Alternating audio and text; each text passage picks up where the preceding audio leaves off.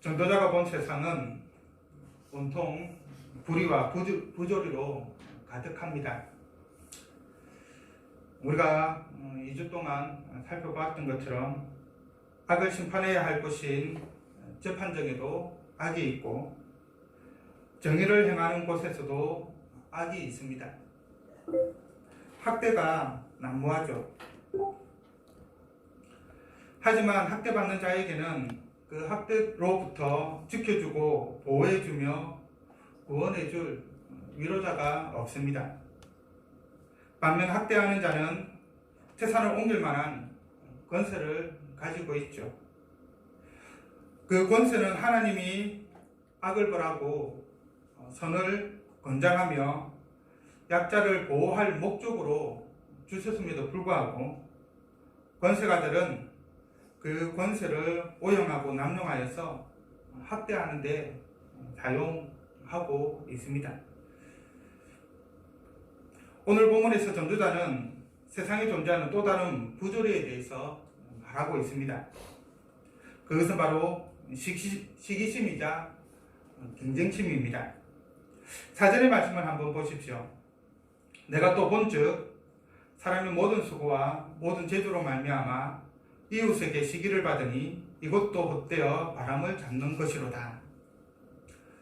이 말씀이 무엇을 의미하는지 우리 개정개혁 성경만으로는 조금은 이해하기 힘듭니다. 무슨 뜻인지 알 듯 말 듯 하죠. 공동번역은 이 4절의 말씀을 다음과 같이 번역하였습니다. 사람이면 누구나 경쟁심이 있어서 남보다 더 얻으려고 길을 서는 것을 나도 모르는 바 아니다. 그러나 이 또한 바람을 잡는 헛된 일이다. 그리고 표준 세번역 성경은 온갖 노력과 성취는 바로 사람끼리 갖는 경쟁심에서 비롯되는 것임을 나는 깨달았다. 그러나 이 수고도 헛되고 바람을 잡으려는 것과 같다라고 번역하고 있습니다. 영어 성경 중에 NRSV는 사람의 모든 수고와 모든 재주로 말미암아 이웃에게 시기를 받으니를 모든 수고와 이런 모든 재주가 타인에 대한 시기심에서 나온다라고 번역을 하였습니다. 우리 개혁 성경은 내가 가지고 있는 어떤 일의 성취로 말미암아 그것을 보고 타인이 시기한다라고 하는 것 이렇게 번역을 하였는데 다른 번역 성경들은 우리가 어떤 일을 할 때 그 동기가 되는 원인이 내가 다른 사람에 대해서 가지고 있는 시기심과 경쟁심으로 번역을 하고 있는 것이죠. 나를 중심으로 두느냐 타인을 중심으로 두느냐에 따라서 조금 다르게 번역을 하고 있는데 그 의미는 대동소이합니다. 여하튼 이 말씀은 쉽게 말해서 어떤 행위의 동기, 성취의 동기가 시기심이라는 말입니다. 사람은 자기보다 더 많이 가진 사람에 대해서 시기를 하죠. 그리고 그 시기심은 우리에게 경쟁심을 불러일으킵니다. 다른 사람보다 더 많이 가지기 위해서 수고하고 열심을 내고 그리고 무언가를 이루죠. 운동을 해본 사람 아마 경험이 있을 텐데 제가 한 일주일에 한 2분 정도 탁구를 치고 있는데 사람 마음이 참 간사하다는 게 평상시에는 그냥 탁구채 뭐 아무거나 상관없다라고 생각하면서 뭐 공만 넘기면 되지 이런 마음이 드는데 잘 치는 사람과 이렇게 치다 보면은 야 나도 저 사람처럼 참 잘 치고 싶은데 라고 하는 욕심이 생깁니다. 그러면서 야 이게 채가 안 좋아서 그러나 싶어서 좋은 채를 구입하고 싶어요. 그리고 그것을 또 쓰다가도 또 뭐 하면은 야 이게 아직 나한테 안 맞나 조금 더 좋은 걸 해야 되냐 하면서 더 좋은 것을 구입하려고 하고 뭐 이런지 여러 가지 방법을 사용을 하죠. 바로 그것이 이제 시기심과 경쟁심에서 나오는 겁니다. 내가 저 사람보다 더 잘하고 싶고 시합을 하면 이기고 싶은 마음에 여러 가지 일을 하게 되는 거죠. 근데 이 시기심과 경쟁심이 그 사람의 실력을 늘리는 효과를 가지고 오죠.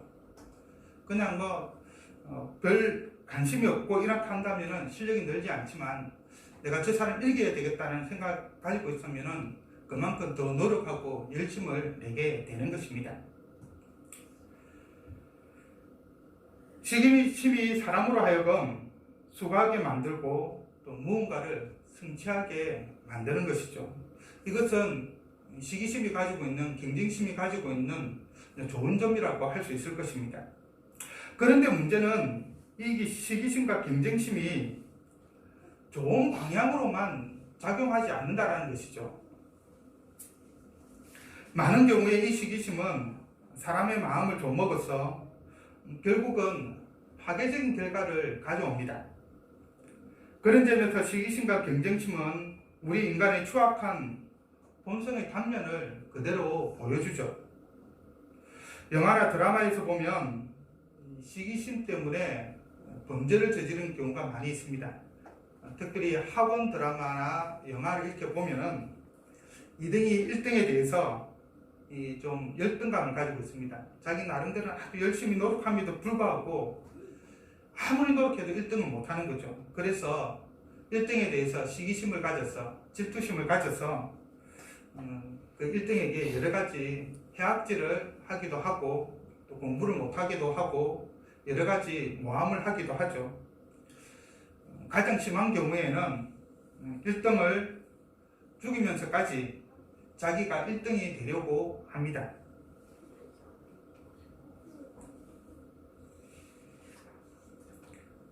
이처럼 수많은 범죄의 원인이 타인에 대한 시기심인 경우가 참으로 많이 있죠.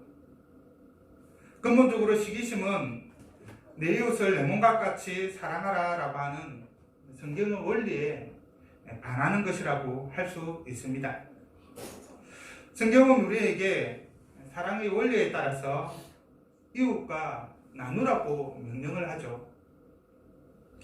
가진 자는 없는 자에게 베풀어야 합니다. 권세자는 힘없는 자를 지켜주고 보호해 주어야 하는 거죠. 자기의 권력을 사용하여서 자기 유익을 구하는 것이 아닙니다.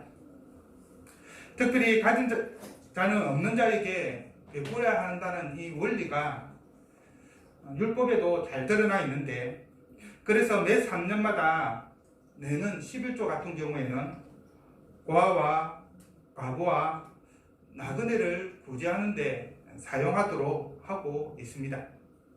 그리고 밭에서 모든 곡식을 거두지 않고 모서리의 일부를 남겨 놓았죠. 우리 같은 경우에 지금 보면은 밭에 가면은 타작기로 전체를 다 완전히 다 거두는데, 구약 시대에는 모서리 네 귀퉁이는 남겨두었습니다. 일부를 남겨두었는데 그것은 고아와 과부와 나그네, 즉 밭을 가지지 못한 그런 자들을 위해서 먹고 살 수 있도록 하기 위해서 남겨두었던 것이죠. 그리고 수확을 하여서 곡식단을 수레로 싣고 가다가 곡식단이 하나 떨어졌지 않습니까? 그러면 그것을 다시 주워서 수레에 싣지 못하도록 하였습니다. 그 떨어진 곡식단 역시 고아와 과부와 나그네를 위해서, 저희 당시에 가난한 자들을 위해서 두었던 것이죠.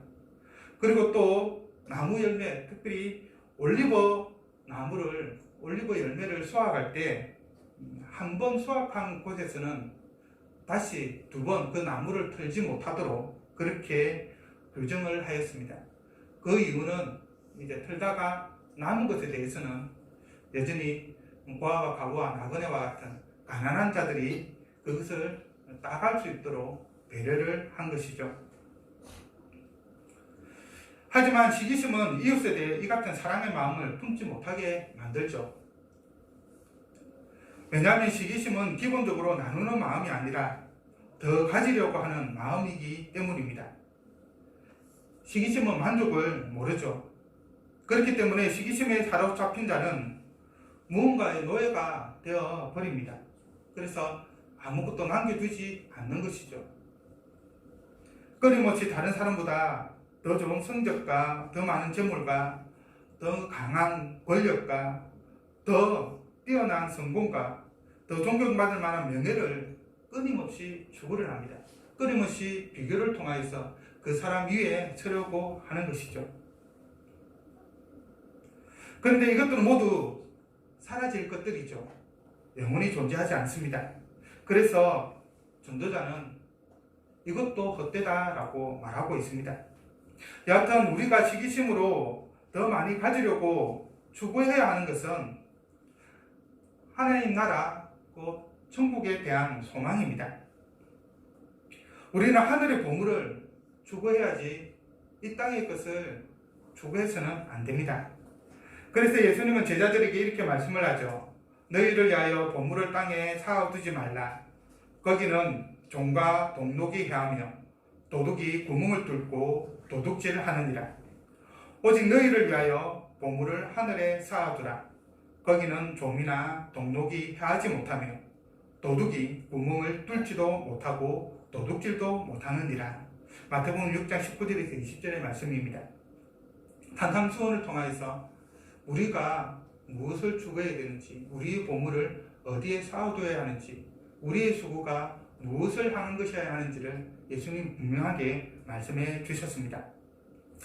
전도자는 시기심으로 수고하고 승취한 것이 결국은 다 사라질 것이기에, 영원히 존재하지 않을 것이기에, 다른 사람의 시기를 받을 정도로 놀라운 성취를 이루었다 하더라도 이 또한 헛되어 바람을 잡는 것이라고 분명하게 말합니다.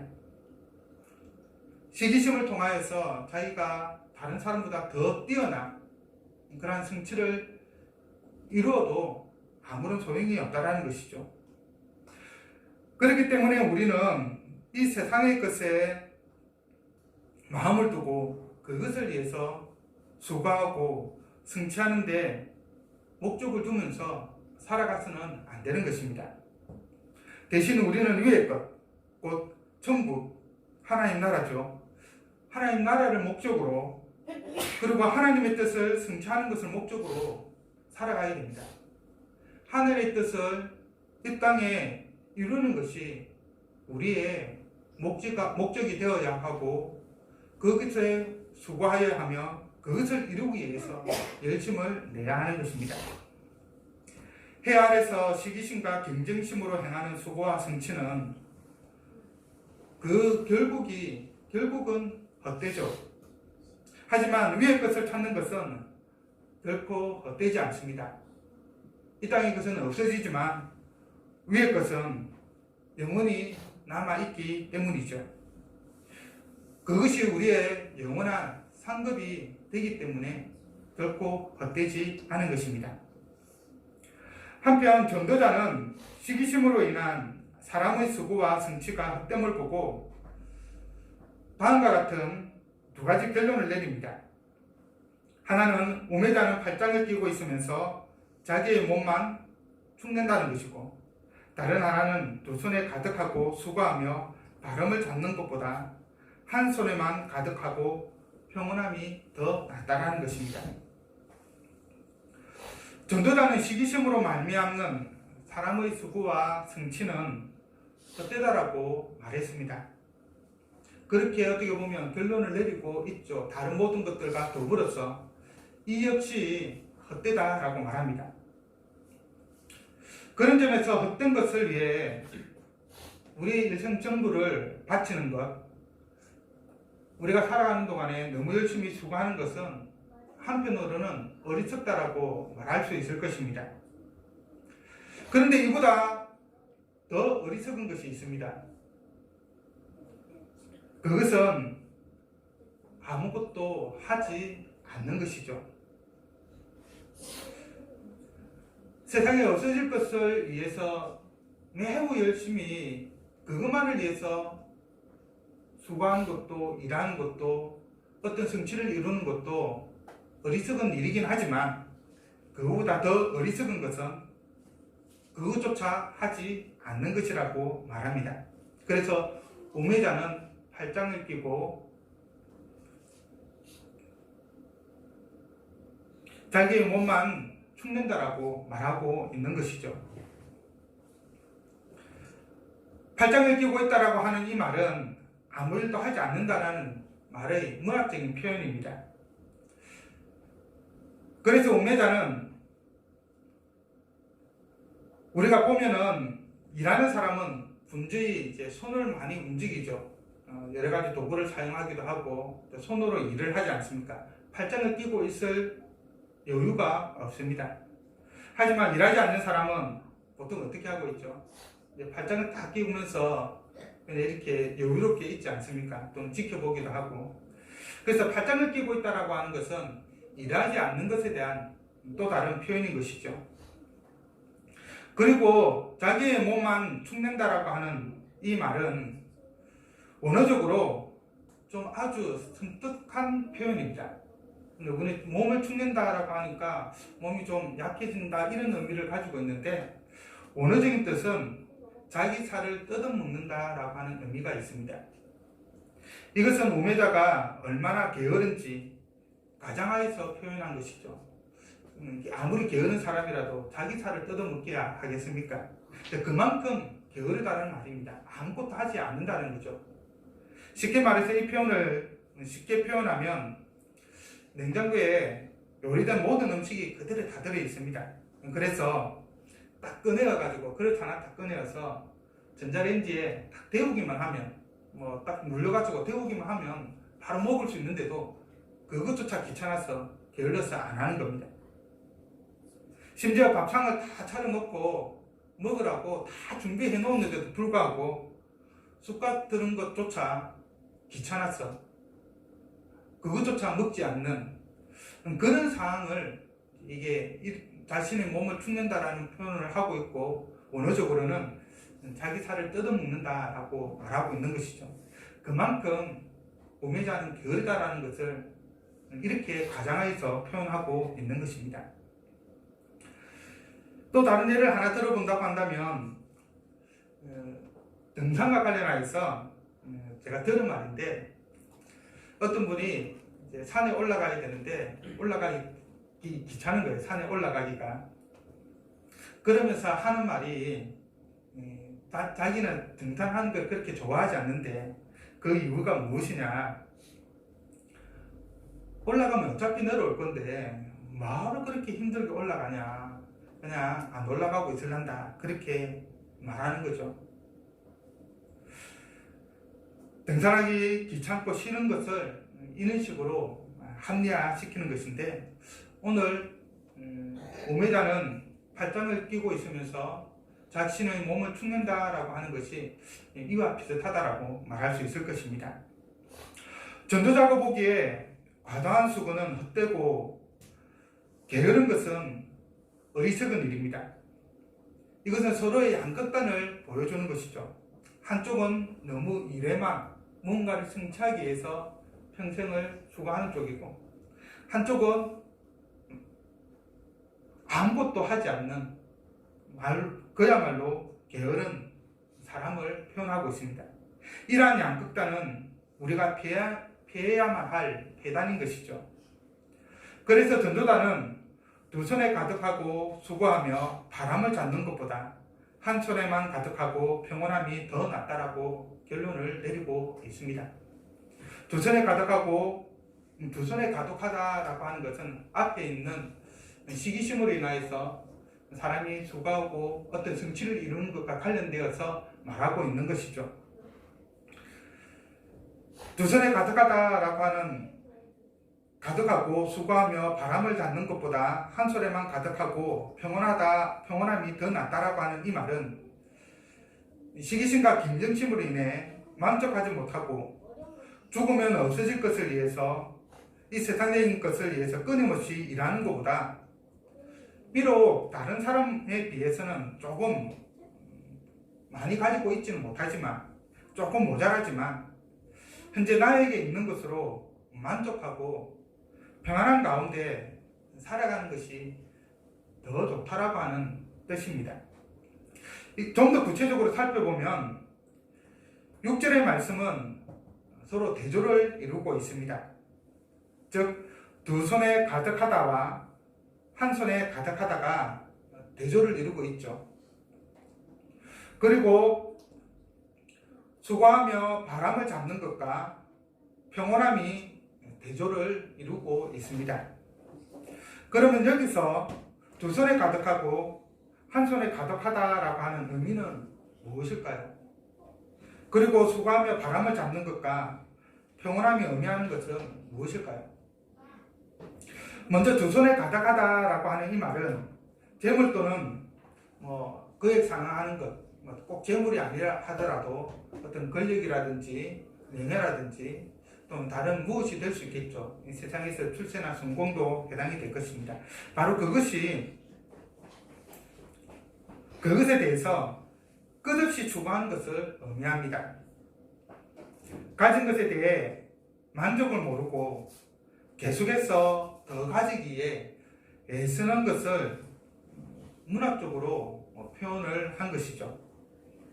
그리고 더 이상 가질 수 없을 정도로 최고로 많이 가진 상태를 의미하기도 합니다.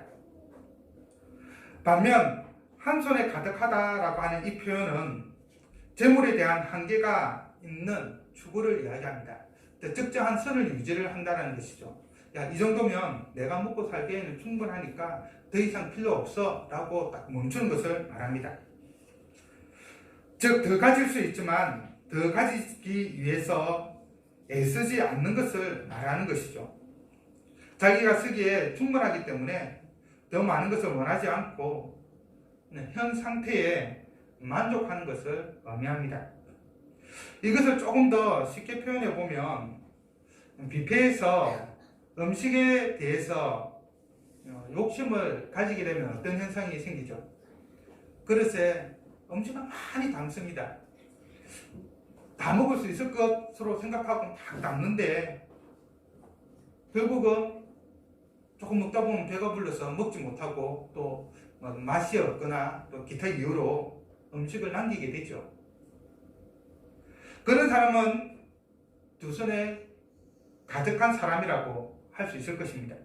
반면에 충분한 양만 이게 그릇에 담아와서 배불리 다 먹는다고 한다면 그 사람은 한 손에 가득한 사람이라고 말할 수 있을 것입니다. 혹자는 한 손에 가득하다라고 하는 이 표현에 대해서 한 손에 강조점을 두어서 이것이 아주 적은 양이다 이렇게 해석을 하는 경우가 있습니다. 그런데 그렇게만 볼 수가 없는 것이 이것이 적은 양이다라고 말할 수 없는 것이 왜냐하면 뒤에 표현이 한 손에 가득하다라고 해서 가득하다라는 의미와 같이 쓰이고 있기 때문이죠. 일반적으로 한 손 가득하다라고 하는 표현은 많은 것을 가지고 있을 때 쓰는 표현이 아닙니까? 한 손 가득히 손에 들고 있다 이렇게 하면은 적은 양을 이야기할 때 한 손 가득하다 이렇게 표현을 사용하지 않지 않습니까? 그런 의미에서 보면 한 손 가득하다라고 하는 것도 적은 양을 말하는 것이 아니라 많은 양을 이야기하는 것이죠. 1차적인 의미는 그러합니다. 하지만 이는 두 손 가득하다와 비교해 보면 상대적으로 적은 양이죠. 즉, 한 손 가득하다는 충분히 많은 양이기는 하지만 상대적으로 더 많이 가진 사람과 비교해 보았을 때 상대적으로 적은 양이다라고 하는 의미를 가집니다. 그래서 비교해 봤을 때 그 의미가 명확해지는 것이죠.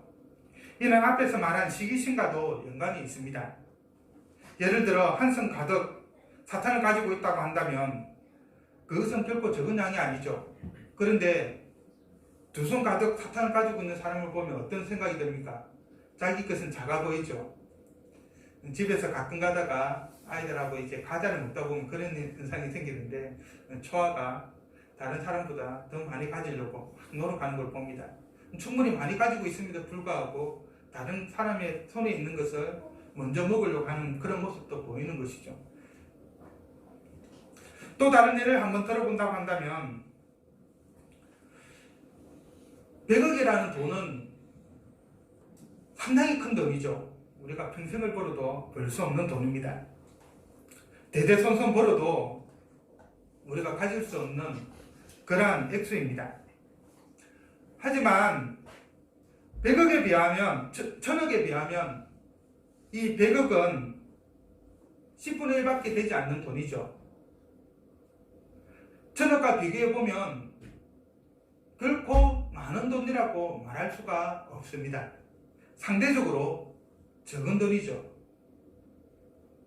이것이 두 손 가득하다와 한 손 가득하다라고 하는 표현의 의미입니다. 두 손 가득하다도 상당히 많은 양이지만, 그리고 한 손 가득하다도 상당히 많은 양이지만, 상대적으로 두 손에 비해서 한 손은 적은 것이죠. 그리고 수고하며 바람을 잡는 것과 평온함이 뜻하는 것이 무엇인지 2장 18절에서 26절의 말씀과 관련하여 살펴보면 다음과 같습니다. 그러나 이것을 단순히 본문만으로 이해하는 것이 아니라 우리가 지난번에 살펴봤던 전도서 2장 18절에서 26절에 나와 있는 말씀으로 이것을 살펴보면, 먼저 두 손에 가득하고 수고하며 바람을 잡는 것이라는 이 표현은 모든 지혜를 다하여 열심히 수고하여서 얻은 모든 재물을 어리석은 후손이 관리하여서 탕진하는 것을 말하고, 또 지혜와 지식과 재주를 통해 수고하여 얻은 이 모든 것을 아무런 수고도 하지 않은 후손에게 남겨주는 것을 의미하며, 또한 자기는 수고의 결과를 누리지 못하고 대신 그것을 물려받은 후손이 누리는 것을 말합니다. 정말로 많은 양 풍족하게 있지만 그 풍족함을 즐기지 못하는 것을 두고 수고하며 바람을 잡는 것이다, 헛되다라고 표현을 하고 있는 것이죠. 반면 한 손에 가득하고 평온하다라고 하는 이 표현은 모든 지혜를 다하여 열심히 수고하여 얻은 모든 재물을 후손이 잘 관리하여서 손해가 없게 하고 자신과 함께 수고한 자에게 물려주는 것과 동시에 수고의 결과를 살아있는 동안 즐기는 것을 말합니다. 자신의 수고의 결과에 만족하며 그것을 누리며 사는 것이 한 손에 가득하고 평온하다라고 하는 말의 의미인 것이죠. 오늘날 많은 사람들이 일 중독에 시달립니다. 여러 가지 이유로 일 중독에 빠지죠. 가정을 위해서, 자녀의 미래를 위해서, 또 풍요로운 생활을 위해서, 더 좋은 집을 사기 위해서, 대출금을 갚기 위해서, 더 좋은 차를 사기 위해서, 더 많은 권력과 명예와 재물을 얻기 위해서, 사람들에게 인정받기 위해서 여러 가지 이유로 밤낮 없이 수고합니다. 어떤 경우에는 과도하게 많은 것을 가지고 있는 경우도 있죠. 근데 거기에 만족하지 못하고 더 많은 것을 가지려고 합니다. 오늘날 우리나라의 부자들을 보면 그러하죠. 엄청난 재물을 가지고 있음에도 불구하고 거기에 만족하지 못하고 더 많이 가지려고 수고합니다. 참으로 안타까운 일입니다. 이러한 때에 전도자는 두 손에 가득하고 수고하며 바람을 잡는 것이 한 손에만 가득하고 평온함이 더 낫다라고 말하고 있습니다. 오늘날의 표현으로 하면 워라밸이라고 할까요? 일과 일상의 균형 잡힌 삶. 많은 사람들이 너무나도 소박하게 꿈꾸고 있지만 이루지 못하고 있는 꿈이기도 하죠. 그것이 바로 지혜로운 일입니다. 그리고 그것은 상생의 삶이기도 하죠. 다른 사람을 밟고 올라서서 무언가를 얻는 것이 아니라 함께 더불어 사는 그런 삶의 방식이라고 할 수 있을 것입니다. 사랑하는 성도 여러분, 3000년 전에 전도자가 보았듯 지금도 여전히 재판정에 악이 있고 정의를 행하는 곳에도 악이 있으며 권력을 가진 자들은 힘없는 자들을 학대하고 억압하고 있습니다.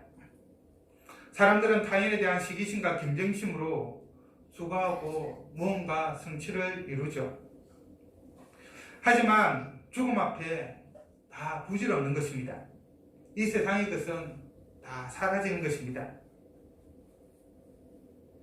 그런데 왜 이 같은 문제가 3000년 전이나 지금이나 여전히 동일하게 존재하고 있는 것일까요? 그것은 바로 죄 때문입니다. 죄가 세상에 들어옴으로 온 세상이 악으로 물들게 되었습니다. 사람 사이에 학대와 억압이 생겨났습니다.